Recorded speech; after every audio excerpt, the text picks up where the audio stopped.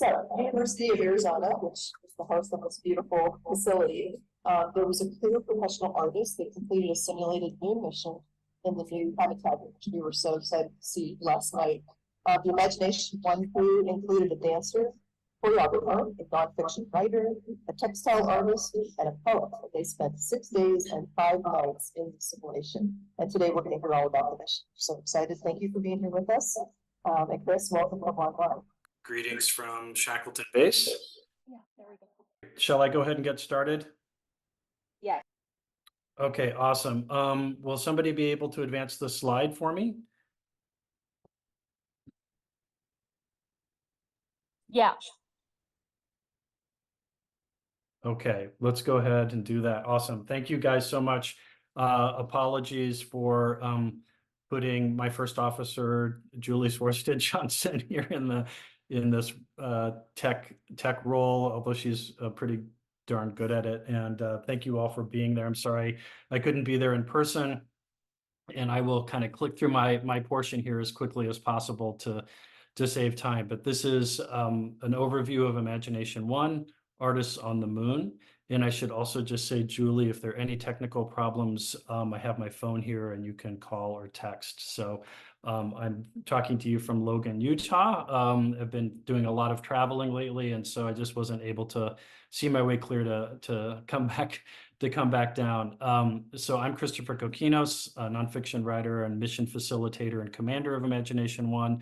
You'll hear next from Julie Swarstead Johnson, poet, archivist, our first officer, and then Ivy Wahome, who's graduating with her MFA this weekend, costume designer and textiles artist, and Liz George, associate professor of dance at the University of Arizona.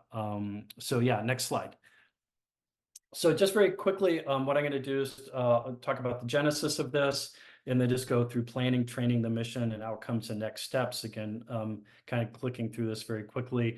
I believe it was 2022. Now I'm beginning to wonder if it was 2021, but I think it was 22, where I had a conversation, next slide, with Kai, and had been reading from Beyond Earth's Edge, the Poetry of Spaceflight, which Julie Swarstead Johnson was the lead editor on.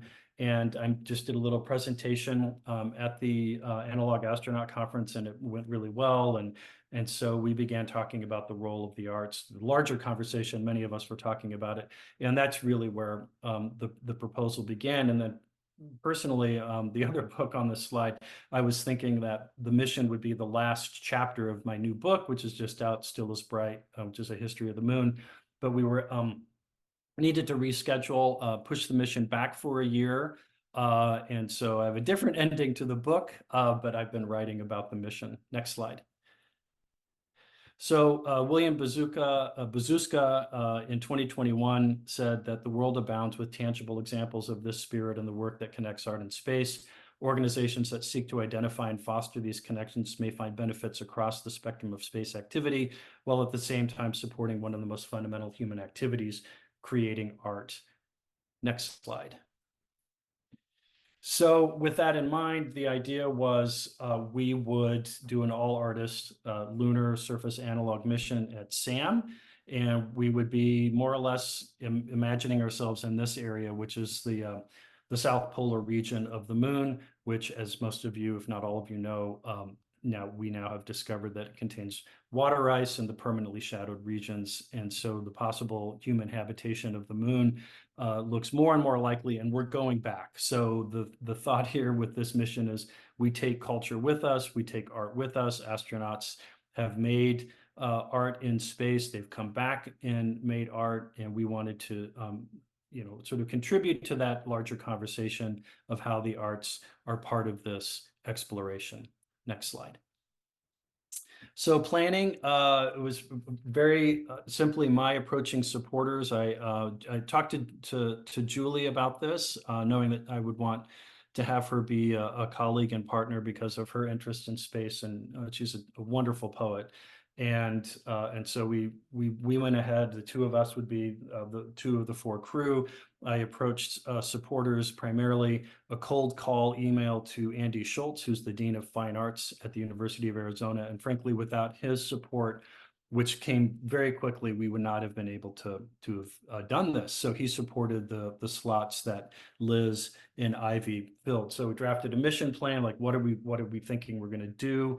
And I can provide additional information. I'm going to, as I said, click through this quickly for time.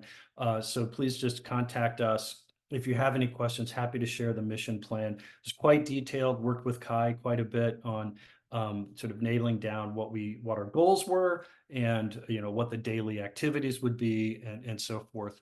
That was ongoing even after we selected a crew. So we did a competition through the College of Fine Arts with the support of Ellen McMahon, Associate Dean for Research. And we had several applicants, all of whom were terrific.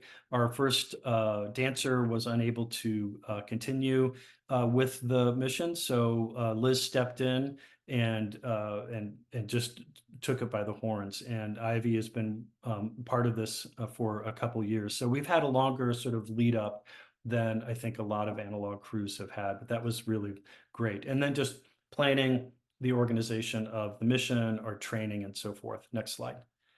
So training involved online familiarity.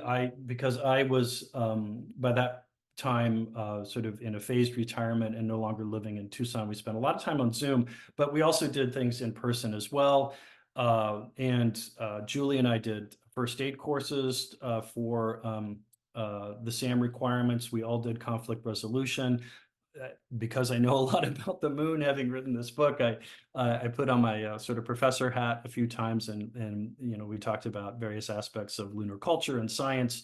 We did a lot of project planning, thinking about what we were doing individually and collectively, and we became a crew and became friends. And I think that longer lead time really helped. Also the case that Julie and I knew each other, right? But Ivy and Liz had worked together in performances and theater stuff and dance stuff at U of A. So we clicked, and the training didn't feel like training. It felt like, it was just a lot of fun actually as we move forward to it.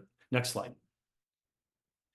So then, of course, a weekend of intensive training with SAM systems, pressure suits, expectations. You could see the to-do list there that Kai and Bindu and Mateus and Trent and Luna were all involved with as we were training as well.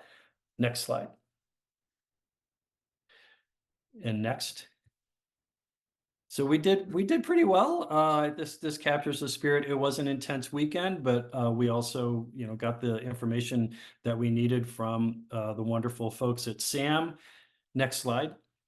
And then we began. So this was March 10th mission start.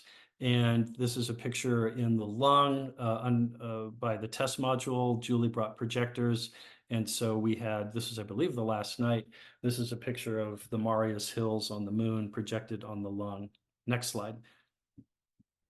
And I thought I would just share some visuals. We can talk more specifically as other folks get through their presentations, but a lot of housekeeping. You can see lung height being measured, food, vacuuming. Julie and I drank recycled water, which was a first for the mission. Next slide. I don't know why Liz looks so dour. She was always very cheerful and upbeat, but I just had to throw that picture in.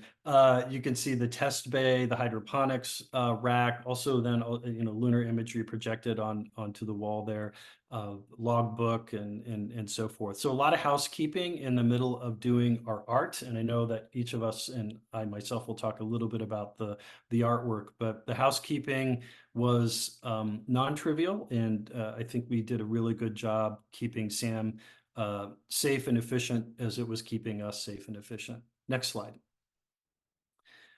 I can't remember what day this was, but I love this picture again. We did not have any difficulties with too much stress or conflict. We had bonded so well as a crew. I think we were really mindful of each other's needs and modes and ways of being. We gave each other room as we spread out across the SAM habitat during our mission. At the same time, if I needed to just check in with somebody or somebody needed to check in with any member of the crew, we would drop what we were doing and take care of a task or a chore. Next slide.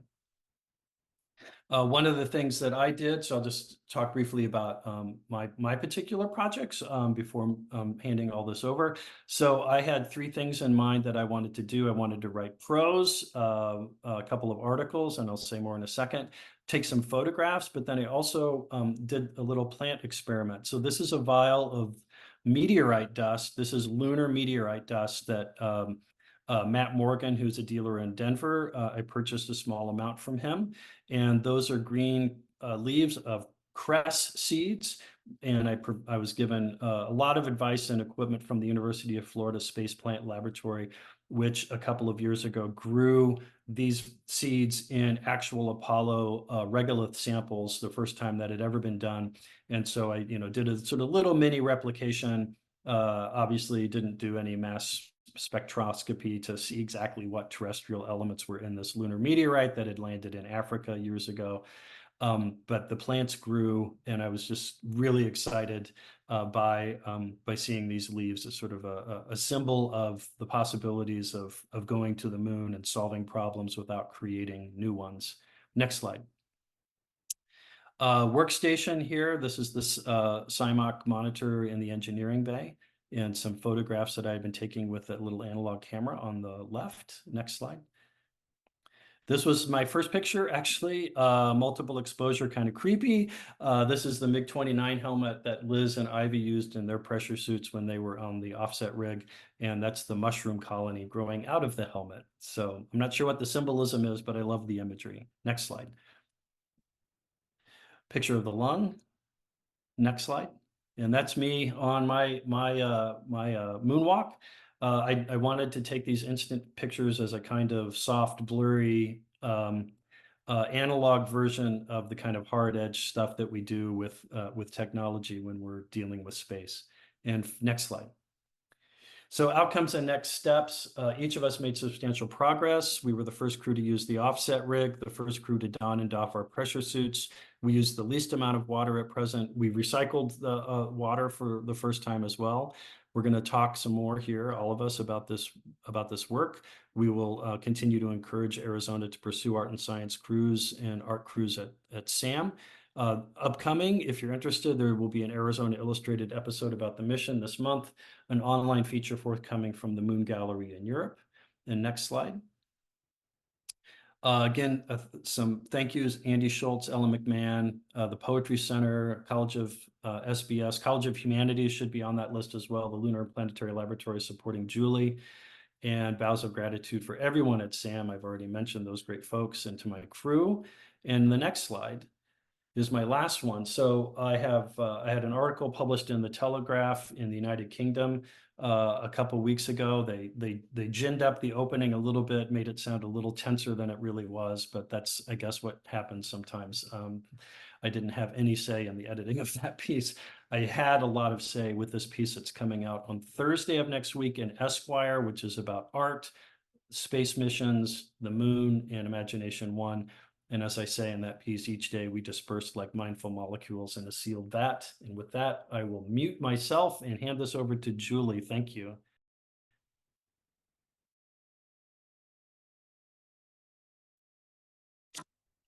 All right, so I unmute myself. Go ahead. All right. So, well, yeah, hoping that sound is coming through up there. But so, yes, thank you all so much for coming to hear us. I'm just going to talk really quickly about what I worked on. I'm a poet. My name is Julie Swearstad Johnson. I'm a poet, and I'm also a letterpress printmaker. So think Gutenberg, the really old style individual pieces of type, ink, paper. That's something that I do. So in coming to this context of making art in a simulated space environment, what I was really thinking about was both language. Something that poetry does really well is preciseness of language, surprisingness of language. And something that printmaking does, I was thinking about mark making as this essentially human thing. Language and mark making, as long as we've been human, we've been doing some form of this. So bringing that long history, I think when we go in space, anything that we do, we bring the whole history of humanity with us. And so this was a way that I was thinking about this. So during the mission, I was both writing, taking a lot of notes, doing a lot of thinking. I did write a poem. But I was also thinking about ways to make a sort of print, to bring printmaking to the moon. This was a challenge because almost everything involved in printmaking is toxic. There's the ink is toxic, solvents that you need to clean it up can be toxic.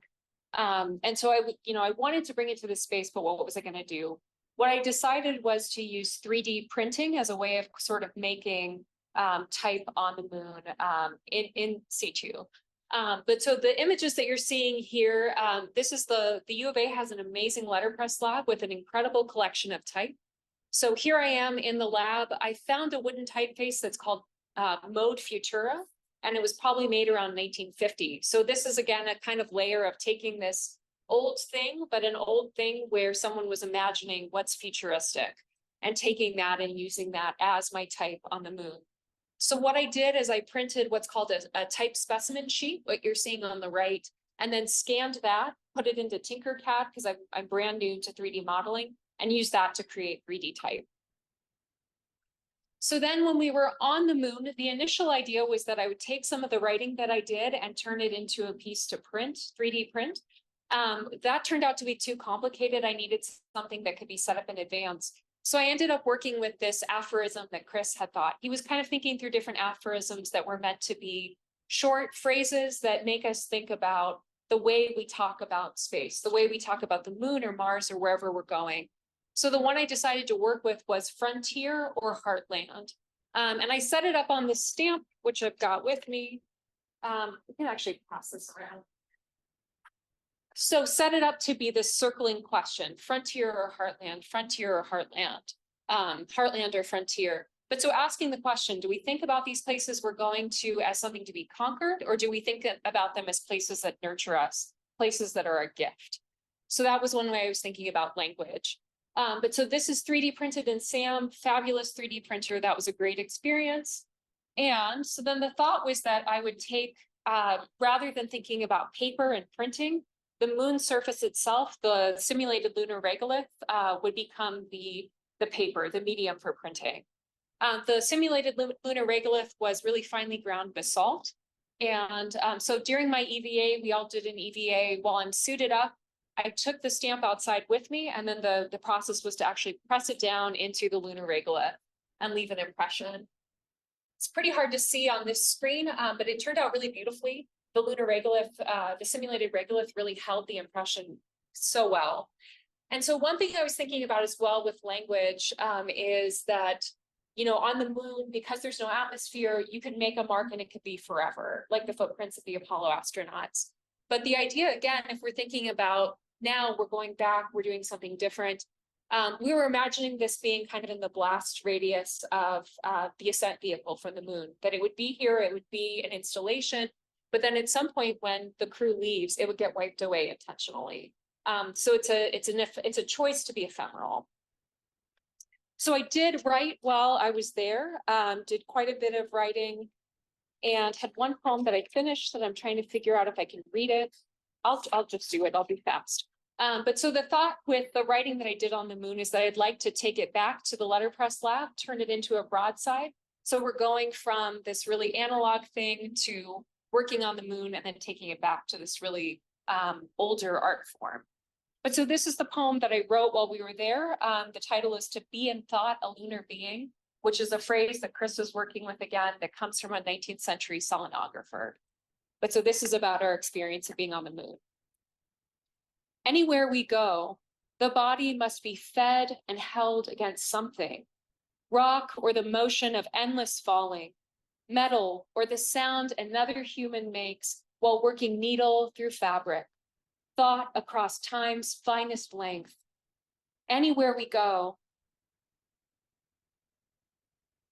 the mind will fall inward through the distance that divides the eye from the flash thought threads between neurons, between sunlight through Earth's atmosphere and the hard shadows cast by the moon's rounded peaks. We travel in thought past wind moving the shades, or we find we cannot. The pull of Earth's metal core too much to forget. Tend now to breath and the color it floods through every vein. Tend the smallest leaves reaching through lunar dust in a test tube and mushrooms' ribbed throats curling towards Earth's imagined disk above. Home mirroring home. What we leave sending back what never can stay behind. Sown through flesh and dream, through the sudden horizon. So just to wrap up then, my thought is that again, that it's a short piece that I hope communicates some kind of image. I chose the word tend and repeated it again as a way of saying this is a home that we're caring about. But so as we think about the arts in space, I think it's an essential for us communicating in ways that are brief and vivid.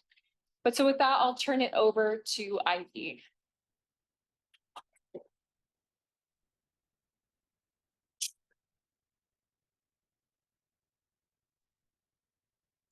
Hello, I'm Ivy, and I am a textile artist graduating this Sunday with my MFA.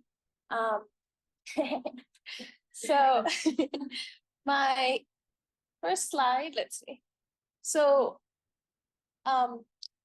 going into this mission, I had to think about, because I'm an artist that deals with many mediums, I had to think about how to bring certain things and how not to bring certain things. So I had to like compartmentalize what I was going to bring, which was very hard. So that's why the title is Sewing in Space. What would you take with you if you were an artist that deals with many mediums? So how to like, prioritize. So during the mission, I was given a sewing machine by Sam, and what I ended up doing was kind of cool, which allows you to sew without any direction. So the process is called free motion sewing, which allowed me to create shapes, to create letters, words, without having to do it all by hand. So that's another element I added to my project, was free motion sewing, which is like free motion sewing. I don't know if you can see, but that's a foot that I'm working on. So it's gonna go like that. So while we were in the mission, I had, our team needed a pouch that we could use to take our tools to the Mars yard. So I did create this while we were in the habitat, and it's all by hand. And it's like when you take, so that image on there is also free motion. I took a photograph of, I think it was a Russian rocket that was launched, and I did that all by the sewing machine. So it's all thread, and then it's all blanket stitched, so that we had something we could take with us, because we didn't have pockets on our pressure suits. Yeah. So yeah, that's me working on it, like giving it some finishing touches. So that's the free motion that I was just saying. We could just sew without, the sewing machine is almost like an embroidery machine. It's just a setting where you turn the foot lower, so you're allowing yourself to go either direction. So, which was really beneficial for me, because I couldn't do anything else with that sewing machine that was more technical. Yeah. So that was my EVA task, was to try to sew in space. So it was difficult because the gloves were really big, and trying to get very precise stitches was very hard. But I think with a couple of trials, that could happen. So this was my EVA task. I got 3 stitches, so it's possible. That's again sewing in the test module. So I think as a textile artist, what my job was to kind of collect everybody's ideas and everybody's vision and put that onto my project. So this is just me prepping things. I didn't really get to do the whole thing while I was in there, because this was just a week, but I was just like collecting as much, information. So this was what I was trying to do before we got on the mission, was to create some type of rough sketch of what I wanted it to look like. So the footprints represent the 4 of us.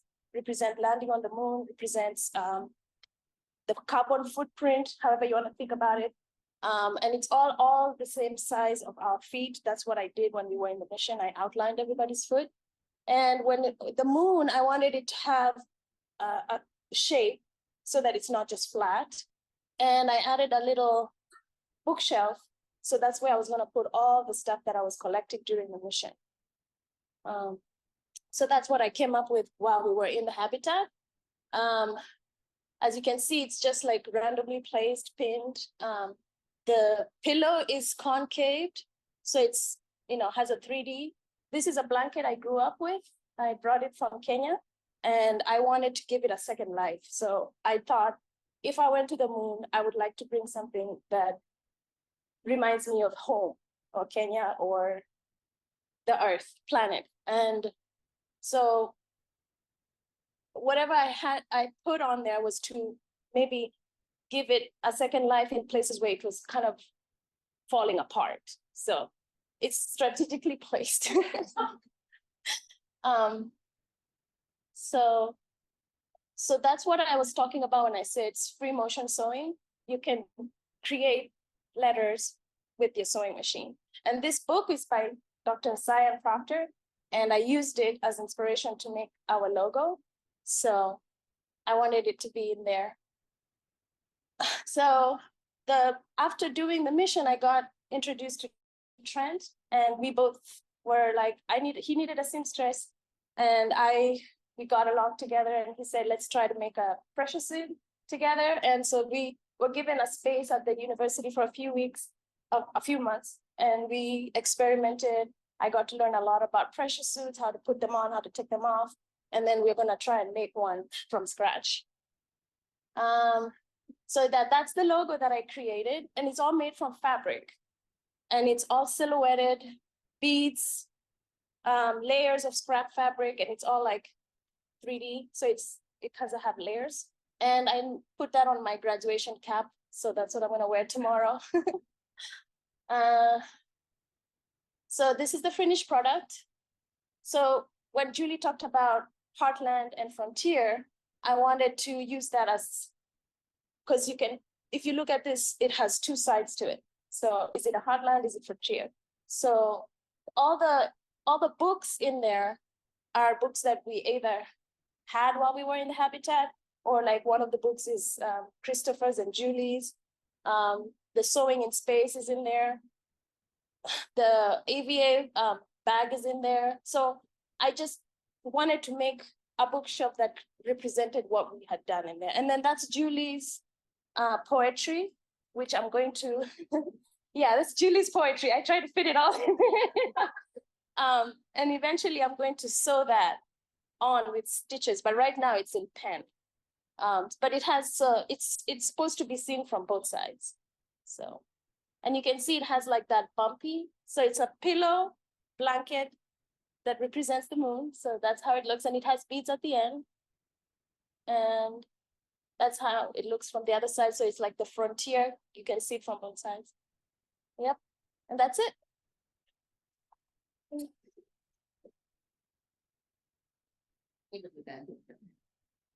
Hi, everyone. My name is Liz George, and I'm an associate professor in the School of Dance. I know I don't have much time here, so I'm just gonna move, I guess. So next slide. So tunnel, light, roll, and float. How many of you have been to the habitat? Okay. So the first kind of space that I started to create in was the tunnel that moved into the lung. And so there was a lot of opportunity in terms of light to capture some images that I felt like really kind of fueled where I went and fueled a lot of the movement that I created. And so there are those images. Next slide. So confined space, make a rule and break it. And I feel like this could be like an interesting conversation from a scientific perspective. I feel like rules in a scientific space are more of an absolute, and maybe we can talk about this at another time. From an artistic perspective, I feel like they're more of assumptions. Like I think of it more as like an opportunity to like move to the next space. create, just like be in this kind of curious realm, for instance. So can you play this one? Okay, so this was just some of the movement that I created and worked with in this confined space. So like from in a choreographic space, like having your right hand touch the surface the whole time, like that's your rule, right? So like your hand will touch the surface the whole time until it can't anymore, and then that fuels the next space. And so that's kind of where the inspiration lies. Just like a basic example from a movement perspective would be like, can you put your weight on that right big toe? How long can you do that? And then you move to the next space, and then that creates the high point and the inspiration to create the movement, or it can. Okay, next slide. Okay, so emerge, surface, explore.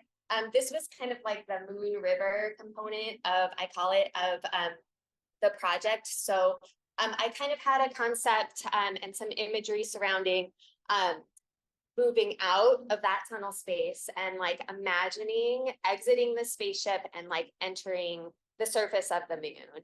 And so this was kind of a story that started to emerge as far as like how could I move in slow motion?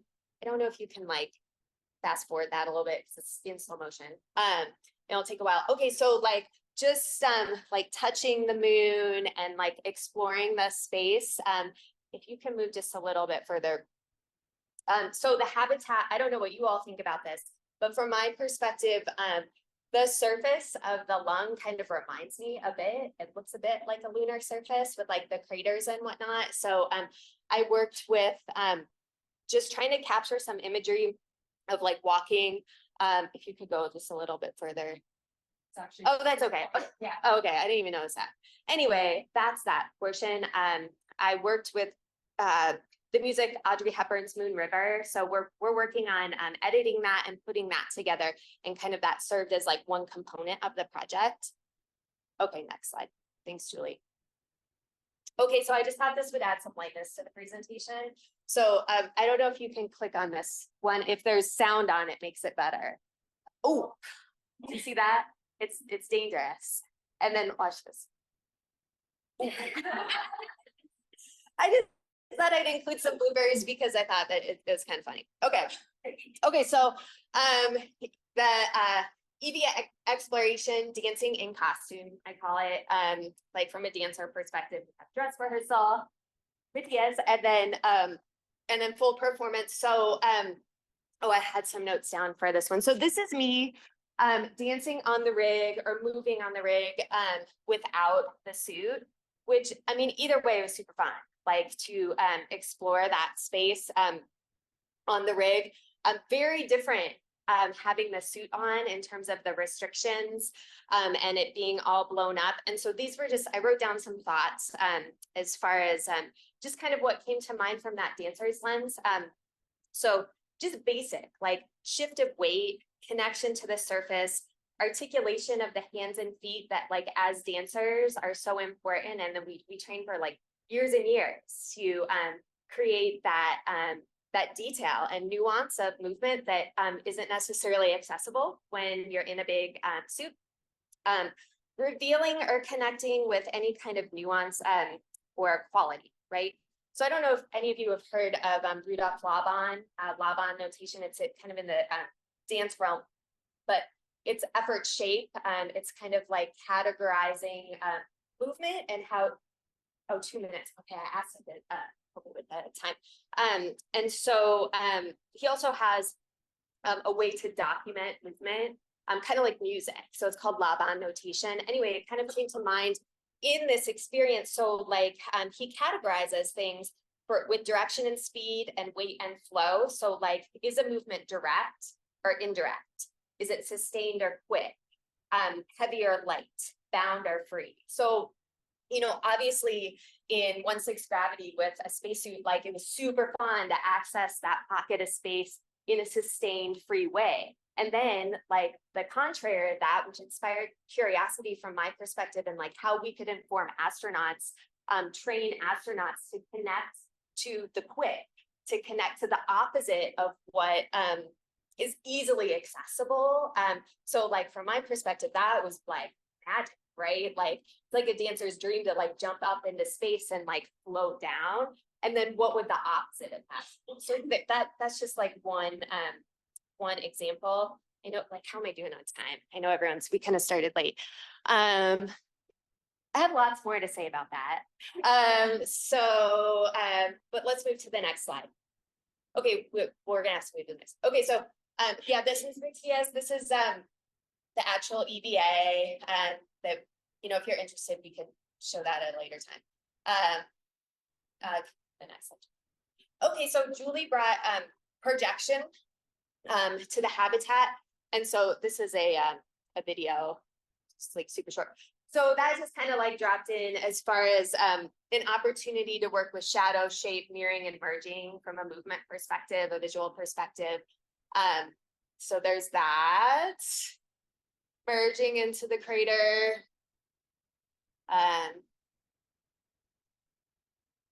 Okay, next slide. Okay, this is just, okay, thank you. So this is just some more imagery created with the projection. Then what's the next slide?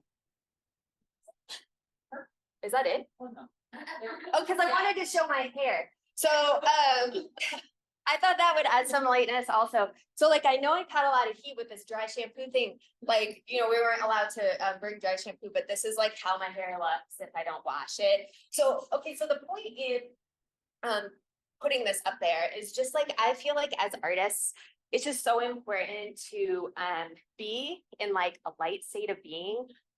If that's it, like, I mean, at this stage in the game, I feel like that's what it's about in order to like connect in a more full way to my art and then hopefully the community. So there's that. And then I have a whole section on yoga that I feel like lots of ideas in how like yoga and movement inform astronauts in training.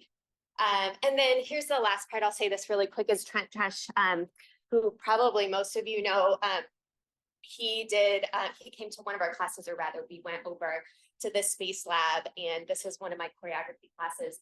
And I really feel like as a faculty member at the university, that's like what so much of it is all about, is like taking your research and not making it separate from the community and not making it separate from the dancer's experience, but and rather just like sharing that and how can we make those connections. So I thought that that was really special that they had that opportunity to move in the spacesuits.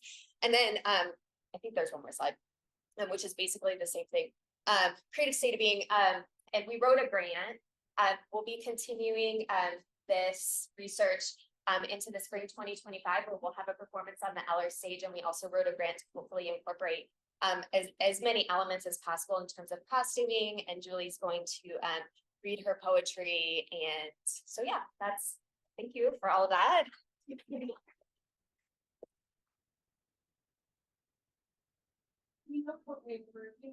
love to talk, so feel free to ask us questions later, but I think this is the camp.